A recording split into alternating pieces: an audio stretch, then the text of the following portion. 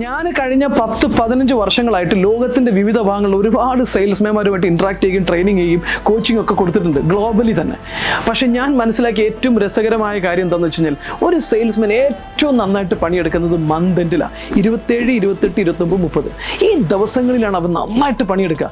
അത് കഴിഞ്ഞിട്ട് 1-ാം തീയതി ഒരു ഇരിപ്പുണ്ട്, ഇനി ഒന്നുമില്ല, ഭയങ്കര റിലാക്സ്ഡ് ആയിരിക്കും. ആ സമയത്ത് ഫേസ്ബുക്ക് നോക്കും, ഇൻസ്റ്റഗ്രാം നോക്കും, ബാക്കിയുള്ള യൂട്യൂബിൽ എൻ്റർടൈൻമെൻറ്റാണ്, വർക്ക് ഫോക്കസ് ചെയ്യില്ല. പിന്നെ ഒരു 5-ാം തീയതി ഒക്കെ കഴിയണം ചെറുതായിട്ടൊരു ചൂട് പിടിക്കുക. പിന്നെയും 10-ാം തീയതി കഴിയുമ്പോഴാണ് കുറച്ചും കൂടെ ഒന്ന് ചൂട് പിടിക്കുക. 15-ാം തീയതി കഴിയുമ്പോൾ അക്കൗണ്ടിലേക്ക് നോക്കുമ്പോഴേ മനസ്സിലാവും, ദൈവമേ കാര്യമായിട്ടൊന്നും ആയിട്ടില്ലല്ലോ എന്ന് തോന്നുക. എന്നാലും കൃത്യമായിട്ട് അയാൾ ഫോക്കസ് ചെയ്ത് പണിയെടുക്കണമെങ്കിൽ 20-ാം തീയതി കഴിയണം. കാരണം അയാളുടെ മൈൻഡിൽ അയാൾ സെറ്റ് ചെയ്ത് വെച്ചിട്ടുണ്ട്, ഞാൻ അച്ചീവ് ചെയ്യേണ്ട ടാർഗറ്റ് അച്ചീവ് ചെയ്യാൻ 20-ാം തീയതിക്ക് ശേഷം പണിയെടുത്താൽ മതി എന്നുള്ളത്. സോ ഓരോ സെയിൽസ്മാനും മന്ത് എൻഡിൽ കാണിക്കുന്ന എഫേർട്ടും ആത്മാർത്ഥതയും മന്ത് ത്രൂ ഔട്ട് കാണിക്കുന്നുവെങ്കിൽ ഓരോ സെയിൽസ്മാൻ്റെയും പ്രൊഡക്ടിവിറ്റി ഇപ്പോൾ കിട്ടുന്നതിൻ്റെ ഡബിളും ട്രിപ്പിളൊക്കെ ആയിരിക്കും. പക്ഷേ അതൊരു സെയിൽസ്മാൻ ചെയ്യില്ല.